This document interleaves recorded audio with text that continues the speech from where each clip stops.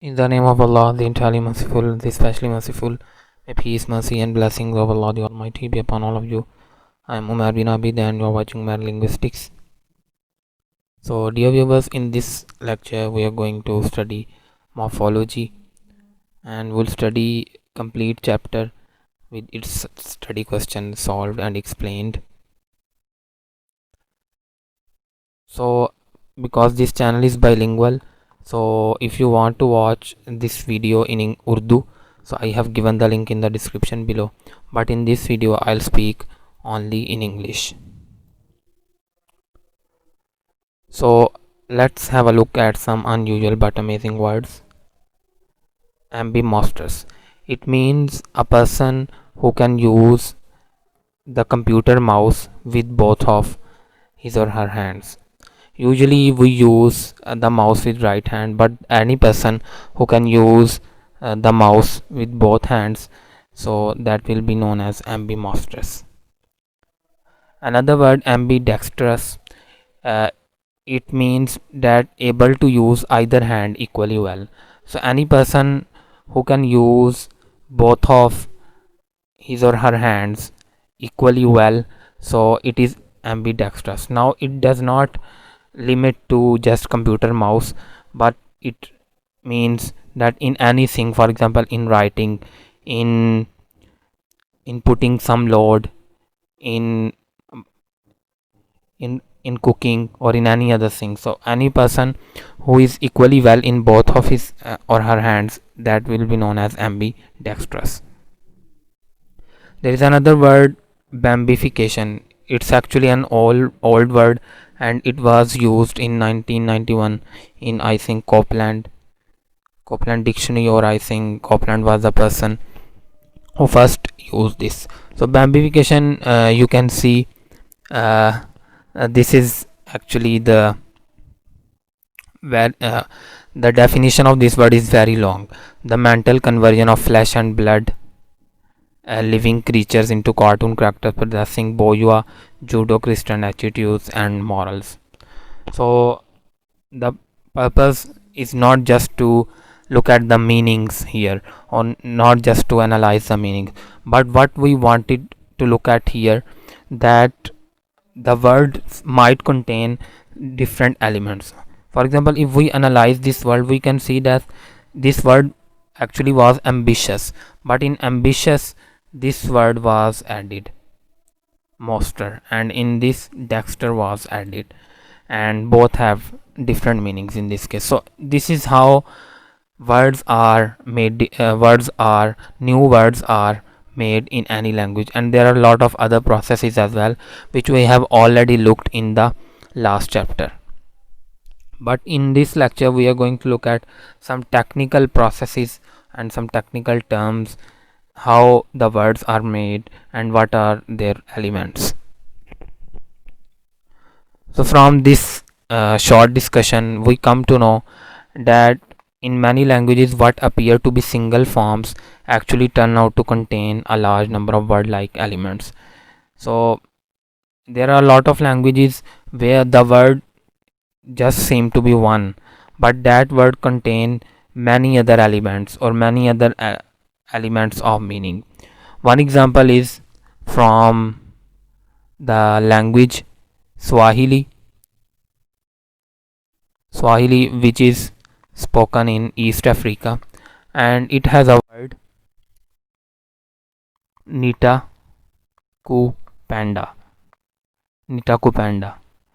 And this word means, it seems a one word, but in Swahili it means I will love you.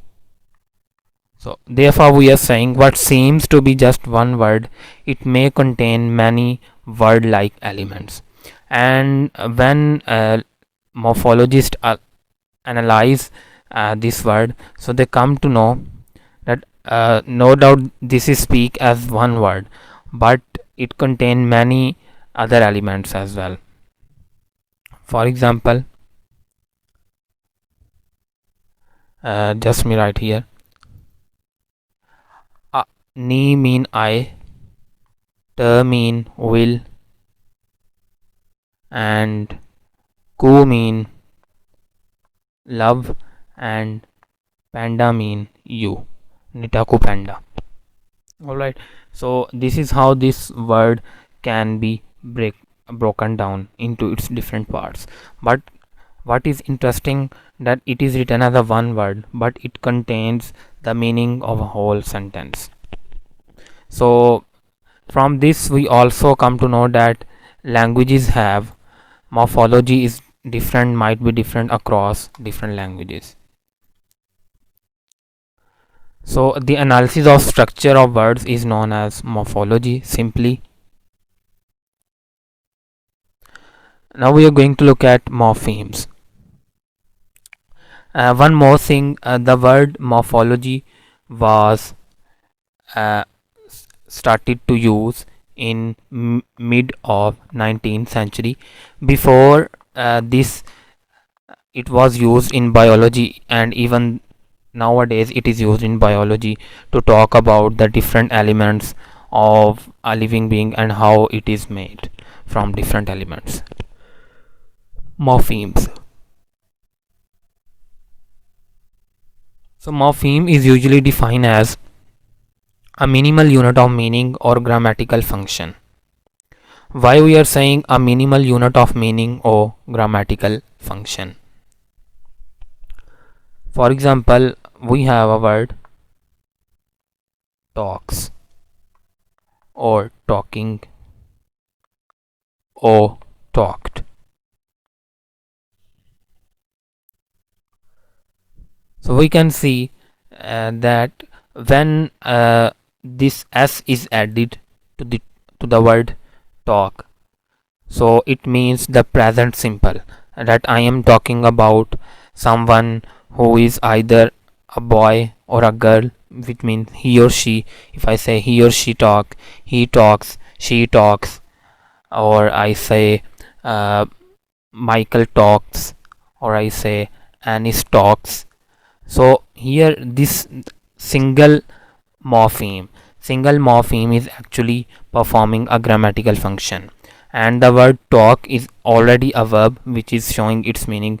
When we come here talking, now this ing is actually the present participle, that something, it shows that something is going in a continuous manner. And when we say talked, so now this ed just showed that it is something about past.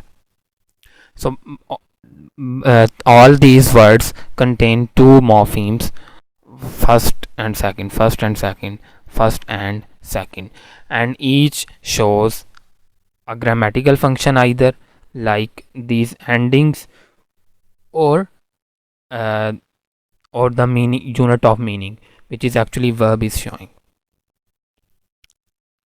So therefore we call it a minimal unit of meaning or grammatical function. Alright, so these are the examples.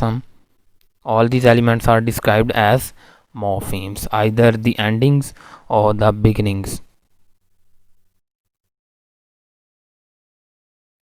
And this is a table which shows that a word renewed, it contains two elements of meaning, and it contains one element which is showing a grammatical function. So we know re mean repeat or again, new mean new, recently made, and ed showing past tense. Here tour is, what is tour, and ist shows the person. Tour and tourist mean a person who is touring, and s mean the plural tourists. Now we look at free and bound morphemes. As the name suggests, free means those morphemes which can exist by themselves as single words. For example, new, tour, book, hook, cake. So such words do not need any other elements to complete their meaning. These are called free morphemes, and these usually include nouns, verbs, adjectives, adverbs, etc., and all other any word which can exist individually is known as free morpheme, or even article conjunction. So all elements which can exist on their own, or all morphemes which can exist on their own individually, and they also exhibit complete meaning. So these are free morphemes. On the other hand, what are bound morphemes? Bound morphemes are actually those forms or those morphemes that cannot stand alone, or in other words, that cannot exhibit meaning by themselves. For example, re, ist, ed, s. If it is written just on the page, it is just written re. So are we able to understand that it is anything? No. But if it is combined with any other thing like reproduce, now it is showing a meaning. Same is the case with ist, ed, and is. So these are known as bound morphemes. And in last chapter we talk about something about affixes. So all the affixes and affixes include prefix, suffixes and infixes, and we know infixes are not used in English usually. So all the affixes in English are bound morphemes, means the affixes cannot exist alone. And there are some examples I would like to show you here. So here you can see undressed. So un and ed cannot exist alone, so therefore they are known as bound or bound morpheme, whereas dress can exist alone, so it is free. Same is the case with carelessness. Care is free, and less and ness are bound morphemes, although less is a word which can exist on its own, but in this situation less is a bound morpheme. So now what we talk about, we would like to talk about here is about stems. You can see it is written stem. So dress is a stem and care is a stem. So what is the stem? So when the free morphemes are used with bound morphemes attached, the basic forms are technically known as stems. So usually if there is only a word written as dress, all right, so it will be known as root, all right. But when this word comes with some affixes, either prefixes or suffixes or infixes even, so as in the case here that there is one prefix or suffixes attached to this word undressed, so now the basic form is known as stem. If it is alone, it is known as root, but when it comes with some prefixes or suffixes, so the basic form now is known as stem. So therefore care is itself, if it just exists as alone care, it is a root, but when it comes with other elements like especially with bound morphemes, so now this root will be known as stem. All right, so this is the difference between stem and root. Some people are confused in this sometimes. One thing more, that there are some words which are known as bound stems. So actually when we have word like receive, reduce, repeat, now these are the English words which are derived from Latin. And now if we separate this re from all these words, so there will be no meaning in these words, and these words cannot exist, cannot give their meaning without this initial re. So in this case, when I usually considered bound morpheme, re is usually at many places re is a bound morpheme, but when a bound morpheme cannot be broken down, cannot be separated, so in this case the rest of the form like sieve or deuce or peat, so they are known as bound stems. Why they are bound stems? Because they cannot separate themselves from these bound morpheme. And so usually when we if somebody asks that how many morphemes are in receive, so we will say that there are just this is just a one morpheme, because usually this re is actually the part of the main word. This these all these three are actually the part of the main words. They will not be considered as bound morphemes here, but because usually they are bound morphemes, so therefore the rest of the form is known as bound stems. Alright, so this is the bound stem.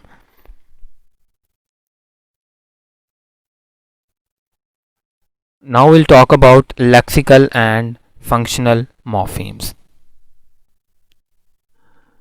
So once again, what are lexical morphemes? So lexical morphemes are those which carry the main content or the main message of an utterance or in a sentence, and these are usually nouns, verbs, adjectives, and adverbs.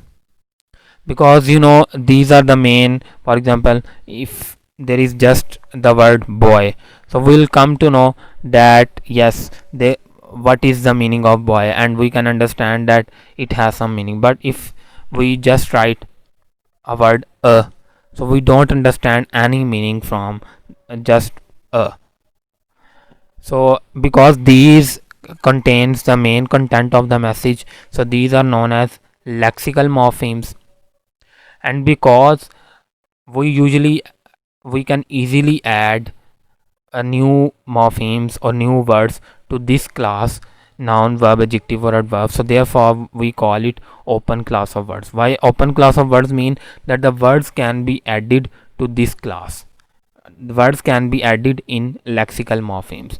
For example, if you look up in the dictionary, so every year a lot of new words are added, and it's very simple that whenever a new thing, a new invention will occur, whenever there is a new invention, so we have to give a name to it. And when we have a thing, so for to perform or to discuss the action of that thing, we need verbs, and to explain the qualities of these things we need adjectives, and to explain the qualities of their works we need adverbs. So therefore this is open class of words.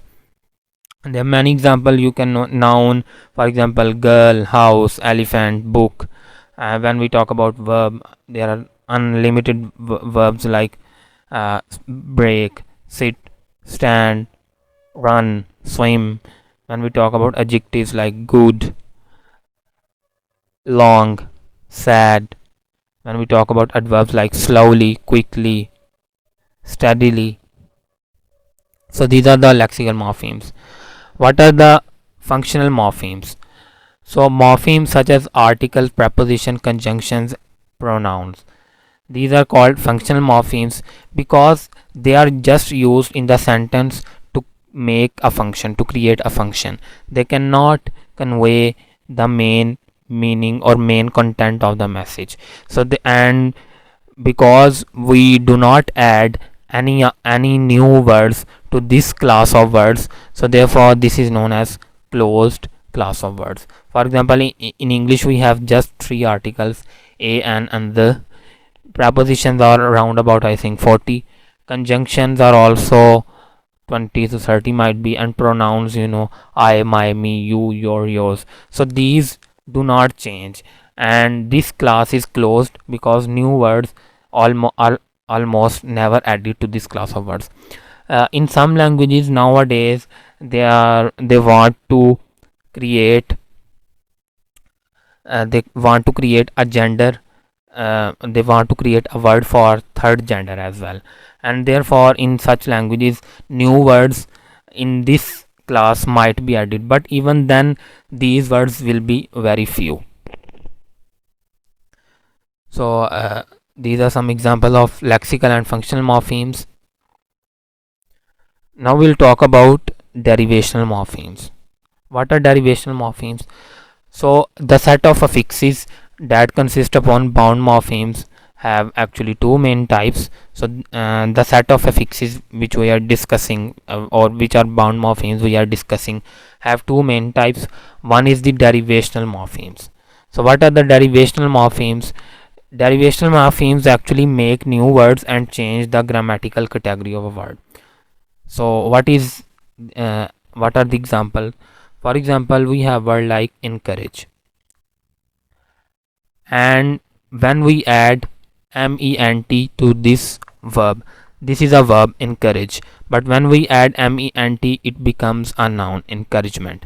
So you can see the category of the word, or the grammatical category of the word, has been changed.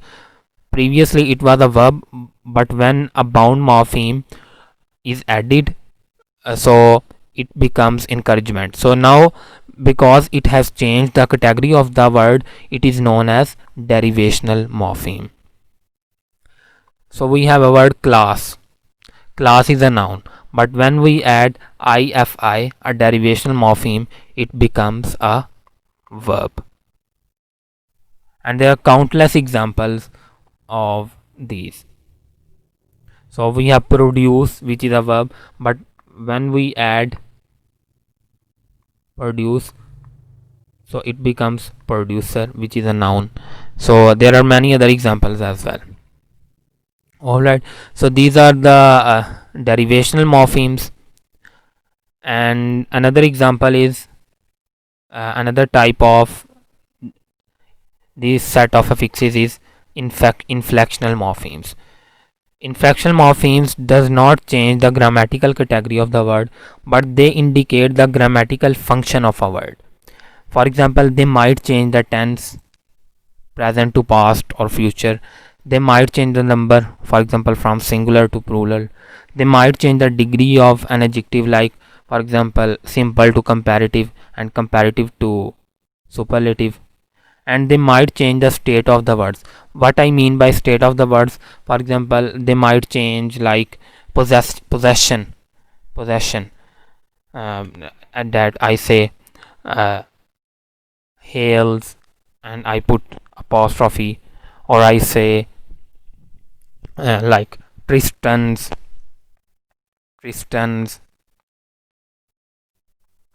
alright, in this way. And English has 8 regularly used inflectional morphemes. After a while I'll show you the examples of these inflectional and derivational morphemes. For derivational morphemes I have shown you some examples.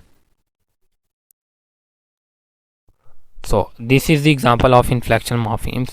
So here we can see that gyms, here the first is used to mark possession. In sister, this is used to mark the plural. This is used to mark the third person singular. This is used to mark the present participle when we use present continuous tense. This is used to mark the tense. It is actually showing the past. And always been, so be, was, been, or be, were, been. So this shows the present participle, past participle, the third form, which is known as. And this shows loudest, that how a superlative degree is made. And this shows how a comparative degree is made by adding er. So you can see in all these words, the grammatical category of the word remains same.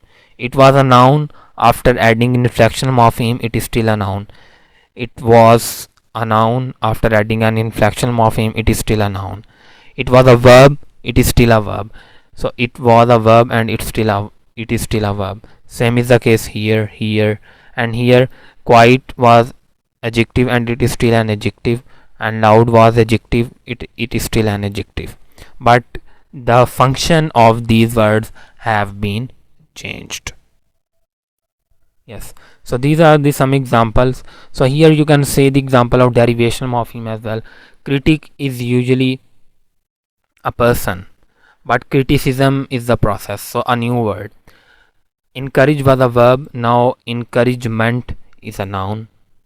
Critic, from critic we also made criticize, which is a verb. From critic, which is a noun, we make critical.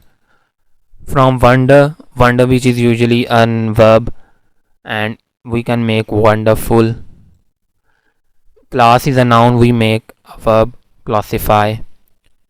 But here in inflectional cases, only the function will be changed.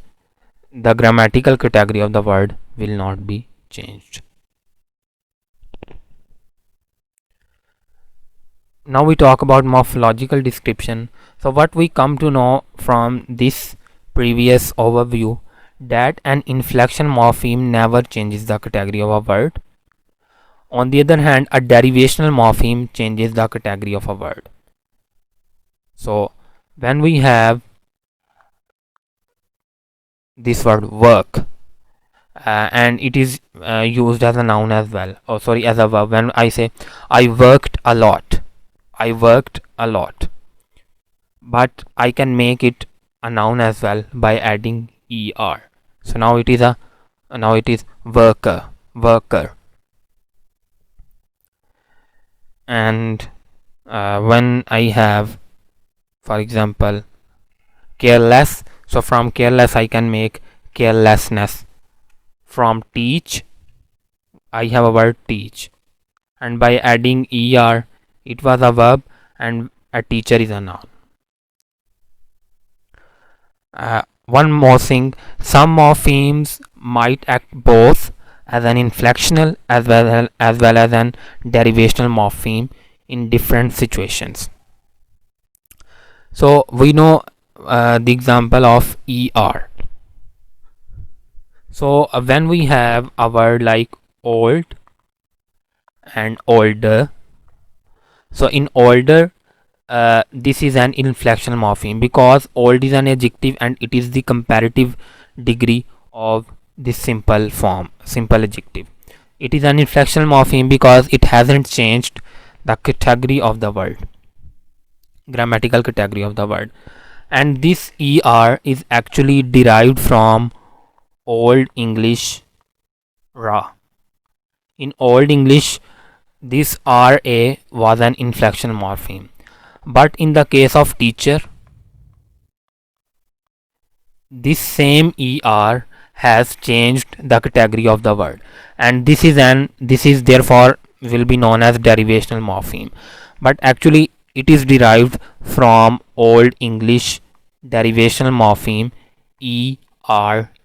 So therefore the spelling both of these are same and even in sound, but they have derived from Old English inflectional morpheme, and this has derived from Old English derivational morpheme.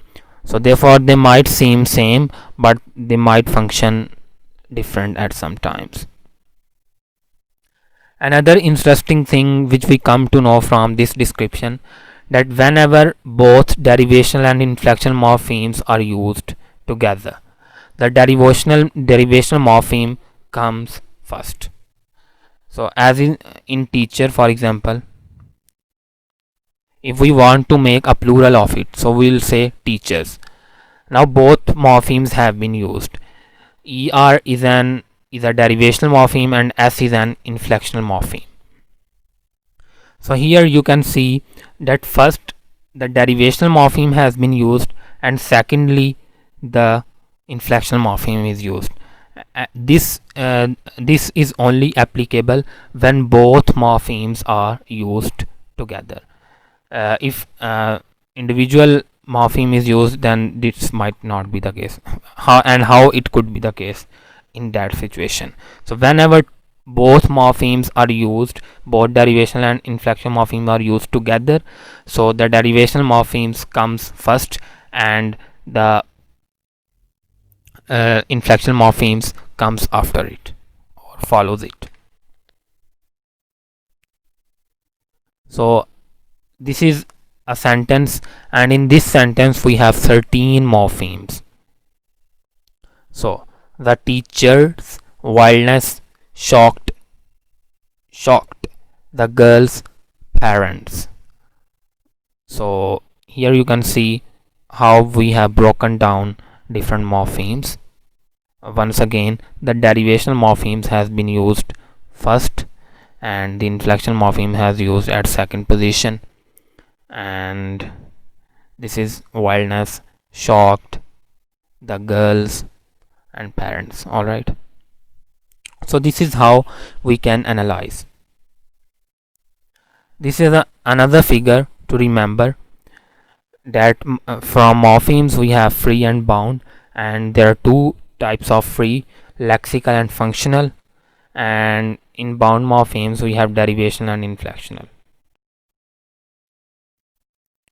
Freeness, renewed, carelessness, and inflectional to make past tense. All right. Now we'll discuss morphs, allomorphs, and special cases. So we know the inflectional morpheme, this sir is added to the word cat to make it plural as cats. But how we make the plural of sheep? We know the plural of sheep is actually the sheep. So these two words are exception to this general pattern, where we either add s or es, as in the cases of buses, to make plural. And same is the case with another word, and which is quite irregular pattern, just like sheep, and that is man and men. So how we can treat this sort of confusion? So in chapter 4 phonology we discussed phones, and we say that phones are the actual phonetic realization of different phonemes, where we talk about that this th sound has different phones, like sometimes it is aspirated, sometimes it is unaspirated, sometimes it might be dentalized, sometimes it become a glottal stop. So we say that all of these are the phones of the same phoneme th. Alright, so using the same analogy, we can say that morphs as the actual form used to realize morphemes. So this is the example. So when we make the plural of cat, we add this cats, but when we add this same to dog, it become dogs. Only the sound is changed, the letter remains the same. In horses we added es, so it become horses. And so we say, and we can see that each of these contain a lexical morpheme and an inflectional morpheme. This is inflectional and this is derivational morpheme. Free morpheme. Lexical morpheme. This is lexical and this is inflectional morpheme plural. So we have at least three different morphs of inflectional morpheme plural. So what we say, that we have three different forms or three different morphemes for inflectional morpheme plural. So for plural we have three different forms. So now what we say, that just as we have allophones of a phoneme, so we can recognize the existence of allomorphs of a morpheme. And allo means one of a closely related set, as we already know. So we say, therefore we can say that plural in English, plural morphemes in English, the plural morpheme has three allomorph, has three different realizations. Alright, and so don't be confused either. So why we are saying that these are allomorphs, one of a closely related set? Because the function of these three morphs is the same. All of these morphemes, all of these morphs are used to create plurals. So therefore we can say that these are the allomorphs. Just like in phonology, either we say th or th or th, so only the actual pronunciation will change, but the meaning of the word will not change. All right. So these are the allomorphs and some special cases. So when we analyze sheep, so we say that sheep has actually no morpheme, and to show this we add this null or phi. So we say sheep plus null. So we say that sheep has zero morph, it has no morph, and these are actually some exceptional cases. And another case is how man is pluralized as men. So we say there is a vowel change, this vowel sometimes written as a, men, so making an irregular pattern. But for such cases, especially men, man and men, woman and women, in women there is another you can say there is another sound. So it is convenient to say that man and men are distinct lexical morphemes. They are not actually, we should not be forcefully say that these are also some variation. So we'll say that these are two distinct lexical morphemes in English, and these will be considered in exceptions which we have in English at some places, because we find the same pattern in past tense when we make. So go, went, gone, bees, be, was, been, or be, was, were. Now we have two forms, was and were. Alright, so therefore we, when we talk about these verbs, so we say irregular verb forms or regular verb forms. So therefore we say such a thing. So and if we look at man and men, as I have already told you. All right, so it might be possible that their origin might be different in English, that how, from which language they have been borrowed. But actually I have seen that their origin is not different, so these are just exceptional cases. So now we look at morphology in some other languages. So first of all we have Kanuri, which is spoken in Nigeria. So we can see a regular pattern here as well, that from adjective, when nouns they want to make noun, so they add a derivational prefix. So it is a derivational prefix or derivational morpheme just in the beginning, so it becomes, from adjective it becomes a noun. So nam kura, nam gana, nam db. Another language which is Ganda, which is spoken in Uganda. So here so this was the example of derivational morpheme, because the grammatical category of word has been changed. Now we have singular plural, it means the grammatical category of the word will not change, but just the function is changing. So when they make plural, so they delete these three forms, these three letters, or you can say these three sounds in the beginning, and they add a different form in the beginning, abba, abba, abba. So it is what we call it technically, it will be known as inflectional prefix. Inflectional prefix. All right. Another language is Ilocano. All right. And I think it is also spoken in, I think, Philippines. Let me see, just a minute.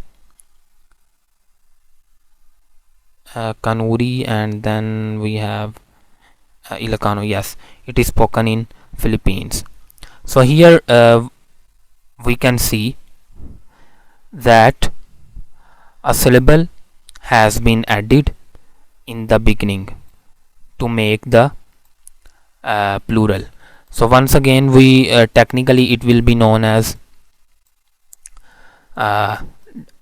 inflectional prefix. Once again, inflectional prefix, ul, ulo, daldalan, bibiyag, mulmulan, mulmula.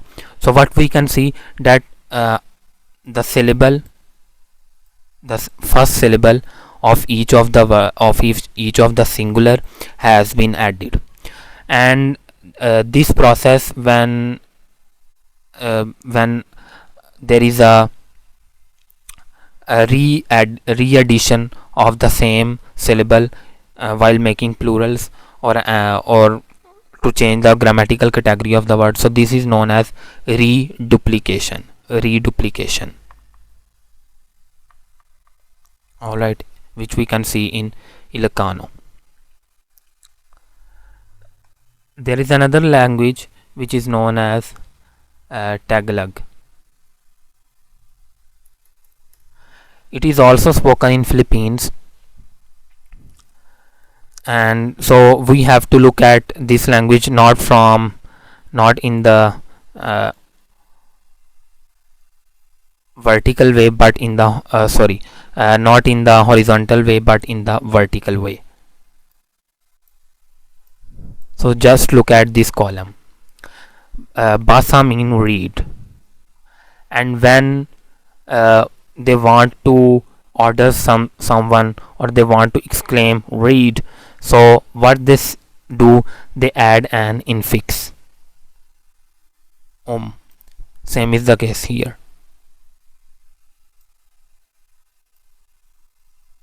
All right, and when they want to change this verb into future form, so what they do, they add an infix,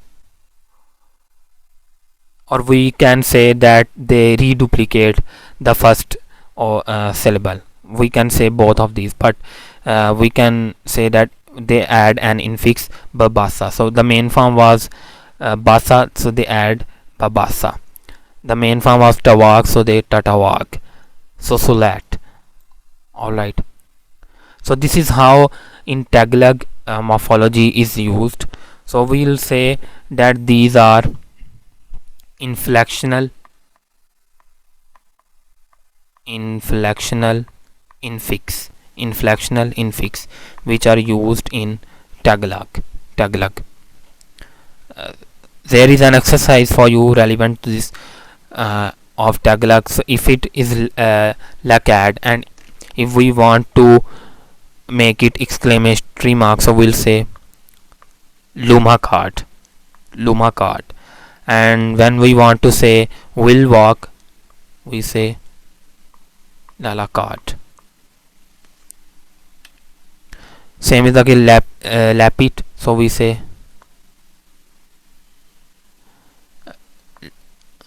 lumapit. And here we'll say will come here, L A L A P I T. Now we look at solved study questions of this chapter. The first question is, how many morphemes are in the word terrorists? So we can say there are actually 3 morphemes. These two are bound morphemes, and in bound morphemes this is the derivational morpheme and this is the inflectional morpheme. What kind of morpheme is the suffix in slowly? In slowly we can see that slow plus li, so actually it is a derivational morpheme, because the slow is actually a verb. All right, and from slow we have make slowly, and slow might be used as an adjective sometimes, but here slow plus li, because the grammatical category of the word has been changed, so it is a derivational morpheme, and we technically will say it is a bound derivational suffix or just derivational suffix. What are the functional morphemes in the following sentence? So 1, 2, 3, 4, 5, 6, 7, 8, 9. So these 9 are the functional morphemes in this sentence, and we know what are the functional morphemes. We have already discussed. List the bound morphemes in these words. So I'll underline the bound morphemes. So fearlessly, 2 bound morphemes. In happier, we have 1 bound morpheme, ear. In misleads, we have miss in the beginning and this in the end. In previewer, we have pre and In shortening, we have shorten and ing. In constructed, we have re and ed. Which of these words has a bound stem? So actually all of these words have a bound stem, like cyst, sieve, deuce and peat. Alright, because we know con, d, intro and re are also sometimes used as bound morphemes with other words. Then we have which of these words contain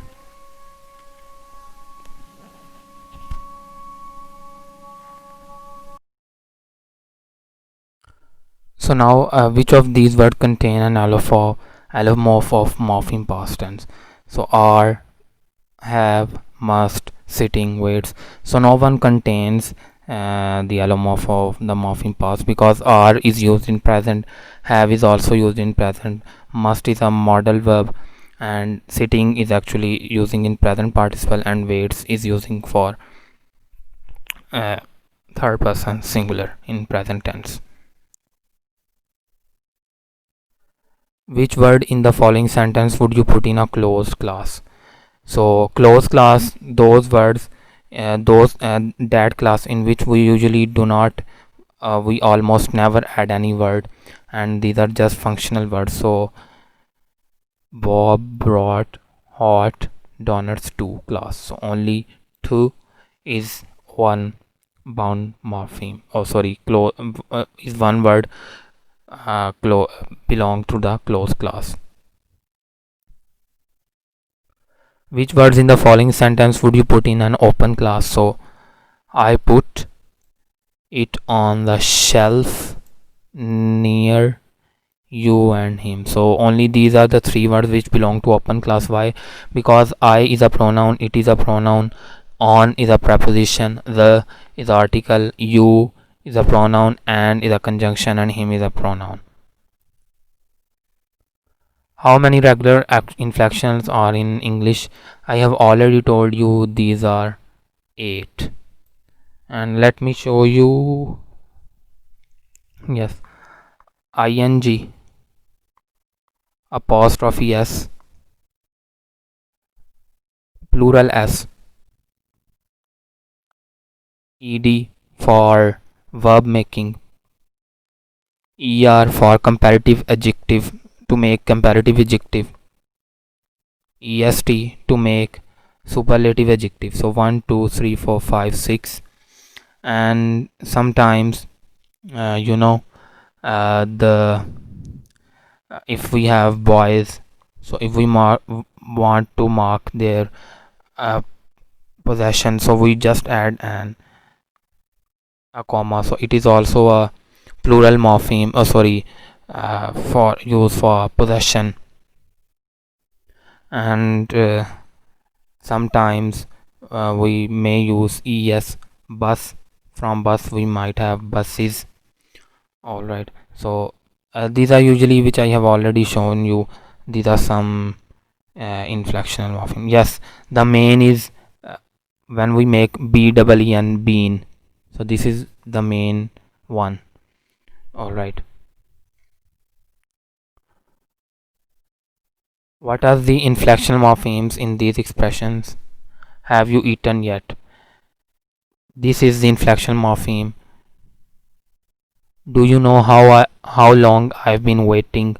Ing, because this I've is actually the contracted form of have. It is not an inflectional morpheme. She is younger.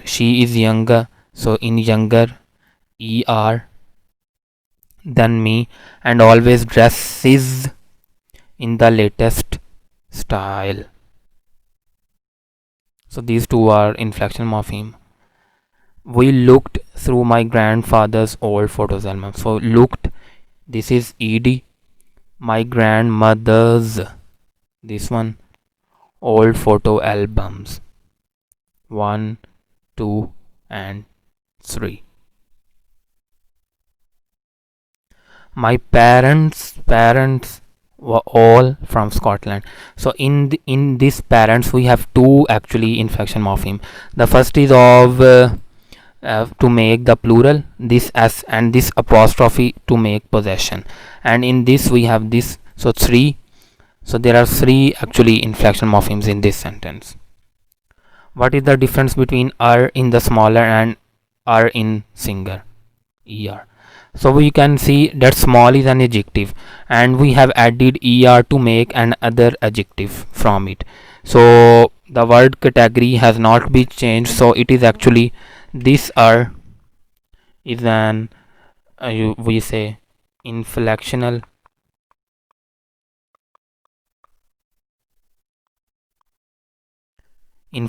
suffix. And now from sing is a verb and singer is a noun, so grammatical category of the word has been changed. So this is actually derivational suffix. All right.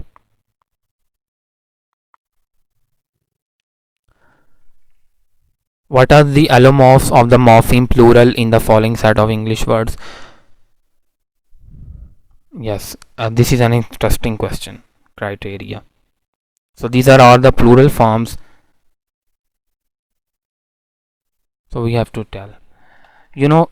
Criteria is actually the plural form, and criterion is actually this is the singular form.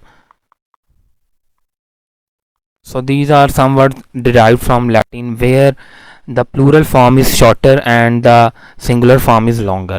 So from on we have converted it into a criteria. In dogs, this is a simple one. From ox we have oxen. Yes, we have added en, and now you can see oxen. And in deer there is no actually plural morpheme, it is just deer plus nil. In judges we have es, or we say us, judges. All right. So why we are saying that es has been added to it when there is already e at the end of judge? The reason is that when we say judge, we do not pronounce this sound, we say judge. So therefore judges, when we add this z, so we pronounce two sounds, so therefore we say that es has been added. Es is actually the plural morpheme. From stimulus is actually the singular form, and from stimulus we have stimuli. All right. In Indonesian, the singular form for child is actually anak, and the plural form for children is anak. So what is the technical term? The technical term is actually reduplication. Why reduplication? Because two forms are added again. When she heard some exciting news, one British English speaker exclaimed, "Fan-flaming-tastic." What is the morphological process involved here? So here the process involved is infix. We know usually in English there are no infixes, but as we discussed in the last chapter, that sometimes in excitement some speakers might add some infix even in English. So fun, flaming, tastic, the word was fantastic and flaming is added as an infix. Provide equivalent forms in the languages listed for the English translation shown on the right below. So we have just discussed these languages and now we have to make their form. So omnulongo, twin and twins. So in Ganda we add abba instead of omu when we want to make the plural. In Ilocano, there is reduplication in the plural, so the singular form will just be tawa. In same is the case in this is the singular, so the plural form will be tel, telan, tel, telan. Namkai. In Kanuri, when we make this is this is the noun and this is the adjective. So in Kanuri, from adjective they make noun. So adjective is just khayi. Billy will buy. So in Tagalog, so we do we actually add an infix. Be Billy. All right. So this is added. We cannot say that it is reduplication because the whole word is not added. And in Tagalog, can, eat, and for when they exclaim, so they add an infix so it is kuman. All right. So this was a complete chapter. I hope you have understood it, and these are the references. So if you have understood it, so please like it and you can share it as well, and you can watch all other previous lectures as well, and you can give me recommendations. Don't forget to give your feedback. Remember in your prayers. Jazakallah khairan and thank you.